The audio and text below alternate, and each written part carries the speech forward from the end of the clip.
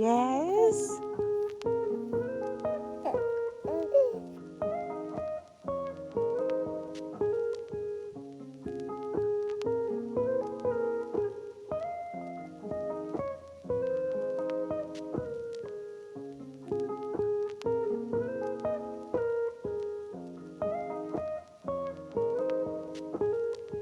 Hey you guys, welcome back to The Gentle Life. For those of you that don't know, my name is Precious and this channel is solely dedicated to our journey with autism. About a year and a half ago, we found out that Mikko could potentially be autistic, and at the time she was 2 years old. We didn't know much about what autism was or what the signs were or what caused it or anything about autism really. This past year, we did finally get her a proper evaluation, and she was diagnosed with autism, among some other things, sensory processing disorder, nonverbal. And one of the main questions that we do get is, did we notice signs of autism when Mikko was a baby? And I think nobody really knows that their child is autistic as a newborn, as a baby.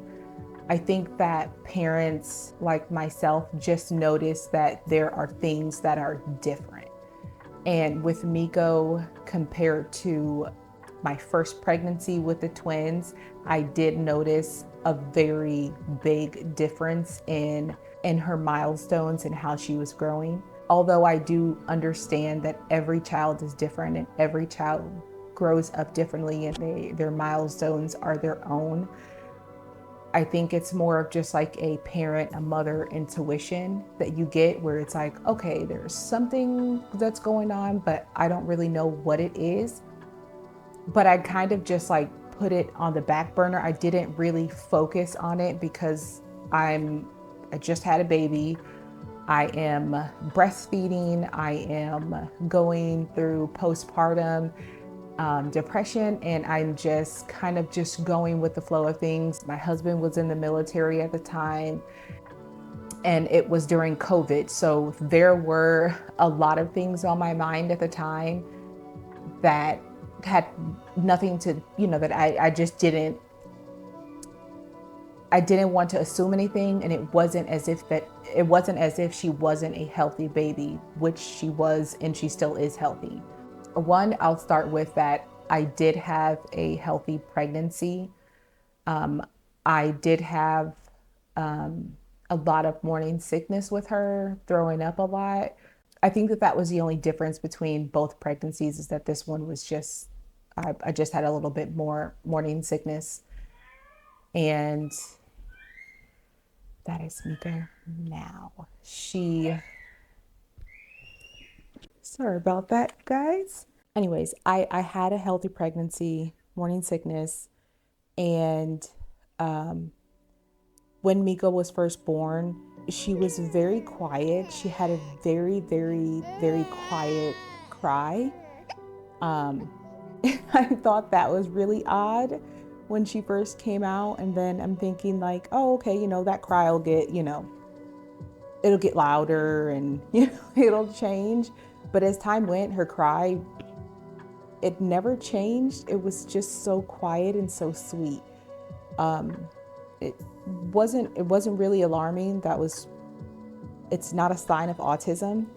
It was just something that I noticed that was different.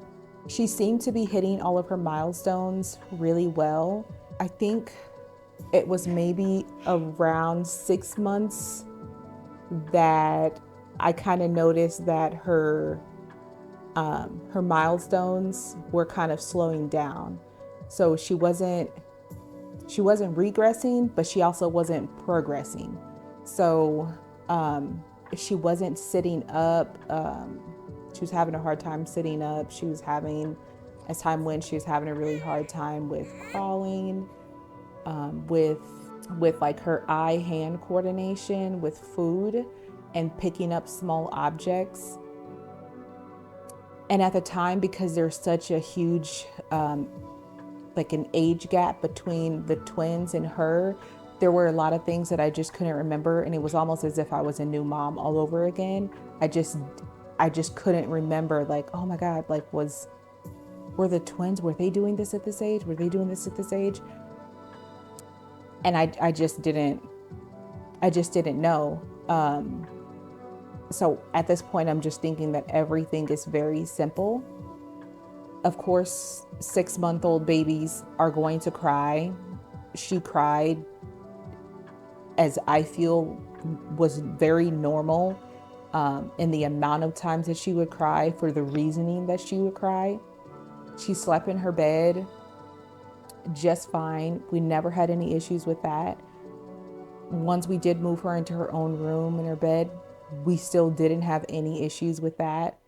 She grew her teeth on time, like her teeth was growing in just fine. I wouldn't say that she was that her facial expressions were animated, but it took a lot to get her to smile, to get her to laugh at things. She did babble excessively as she was growing. So I just took it as, as that was going, that was a good sign. And I do want to say that I know, like, there's a lot of speculation that goes around about how a child develops autism. And I know that there's a lot of people that do so strongly want to pinpoint it on vaccines or on the health of the mom or on what the child is eating. And I do want to kind of clear the air, because I do see a lot of comments about people, or a lot of comments under our videos, where there are a lot of people like really arguing about this with each other, amongst each other. So Mikko was not vaccinated. She is still unvaccinated. Mikko was breastfed, and she was also, when we did move her to solid foods, off of milk, she was solely eating vegetables and fruit, grains and beans. She was not eating processed food. She wasn't eating any candy, sugar, cake, ice cream, popsicles. She wasn't eating any of that stuff. I didn't get any vaccinations or any flu shots or anything during my pregnancy. I know people want to solely blame it on that, and I'm not saying that those things cannot affect someone's development and how they grow and the health of a person. I'm not saying that. I am just simply just stating the facts as what it is for our situation and our and Mikko's development. I did not notice in the moment of things that it could be autism. I don't even think that I even knew what autism was. I heard the word before, but I had no clue what it was. So for me to even know in the stages of her being a baby, was she autistic or is she autistic? I had no clue at all. I think I just knew that there was something different with her. It wasn't until around 16 months I started noticing different things. I just assumed, anything before that, it was just, she was just doing things in her own time. So she was a very late crawler. She was a very late walker. And so when she did finally start walking, it was very unbalanced. And I just assumed, like, okay, she just doesn't, she just needs a little bit more time with it. Again, because a lot of these things it doesn't just pinpoint to autism. It could just be a delay. She could just have delays. And it wasn't until around 16 months that I'm like, okay, something is really different with her, and I really need to figure out what it is. And about 18 months is when autism kind of showed itself to us. We had multiple people, like, in the comments, kind of observing the videos that we were putting out, and they were being very concerned. And I remember reading one of the comments where somebody was like, my son's autistic. Is Mikko autistic? Like, why isn't she talking? Why isn't she doing these things? And I'm like, why would they ask that? Like, why would they think that she's autistic? And so then I looked up what autism was, and I'm like, oh. And so then I started seeing the signs, and then that is when I kind of like really started observing Mikko, and I'm like starting to just check everything off like that I read, that I'm researching, and then what she's doing.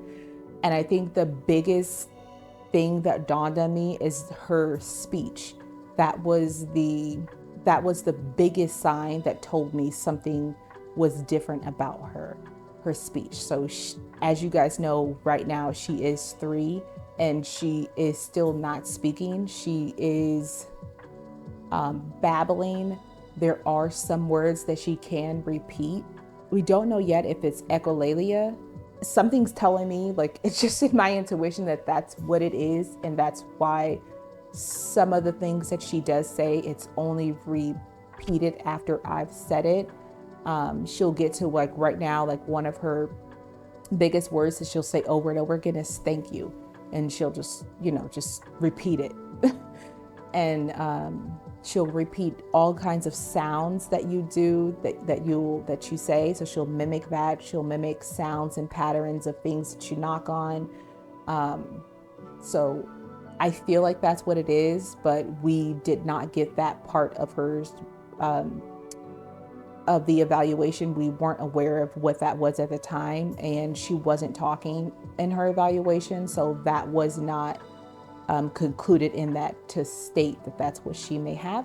Again, then at 18 months and then 2 years old, she was still having trouble with feeding herself. I found it very hard for me to teach her or to mimic me in picking up a spoon and putting it to her mouth. She had a very hard time doing that. So we did a lot of finger foods and a lot of things that we knew that she could eat by herself because we wanted her to learn. Of course, we did still feed her things that required a spoon, and we would just feed it to her. And I think that after so long of it, she finally picked it up. And I remember being just so excited and kind of like, oh my God, she finally did it. And I think once she finally did it is when it clicked in her brain, in her mind, like, oh my God, that's what they were trying to get me to do. Because another thing that we do struggle with her is her receptive language skills and receiving the information that we're putting out to her. She's not receiving it very well. She doesn't understand what we're saying to her.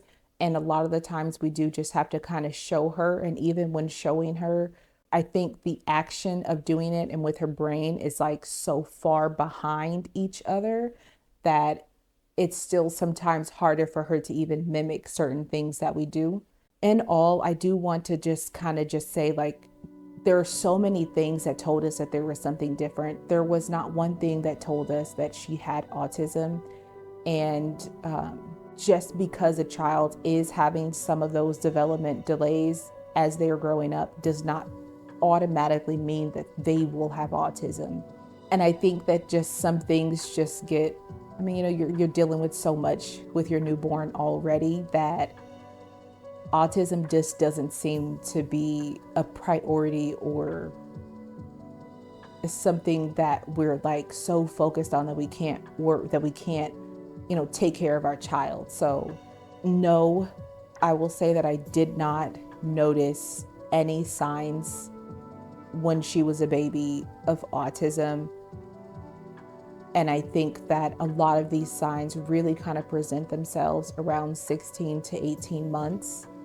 And that is when early intervention is important. That's where that comes into place. And that's typically when they will start early intervention. That's when they will do an evaluation. They're not going to do an evaluation on your 6-month baby, your 6-month-old baby, to see if they have autism. I don't think anybody is going to do that. I think that if you do start to notice things at 6 months old, that's something that you should write down. A lot of these things, when I was noticing it, I did write them down. I wrote down the dates. I wrote down the dates of when I started seeing different signs with her. And I recorded different events with her because for my record, and just in case I needed it for the evaluation, because how Mikko is when she's around other people, she doesn't act the same, which is also a sign of autism. A lot of autistic people, they mask when they're around people that they're not comfortable with, when they're not in their safe space. And so I think that it's important, as someone, and I'm not saying that you should put it online if you don't feel comfortable, but recording to at least show your doctor.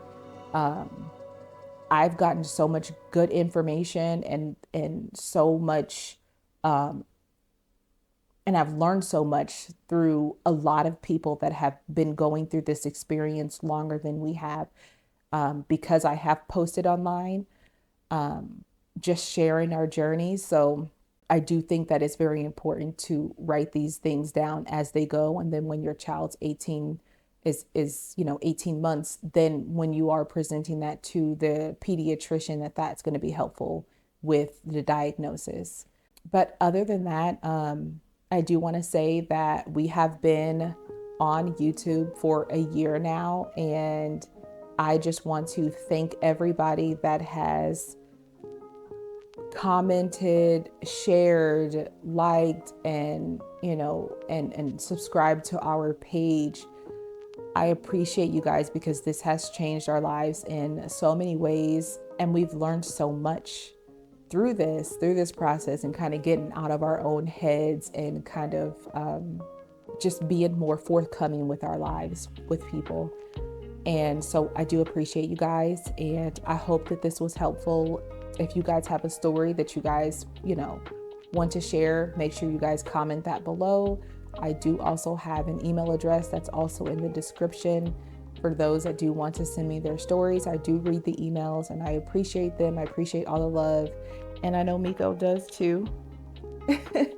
But yeah, I hope this video was very informative and very helpful for you guys along your journey. And until next time.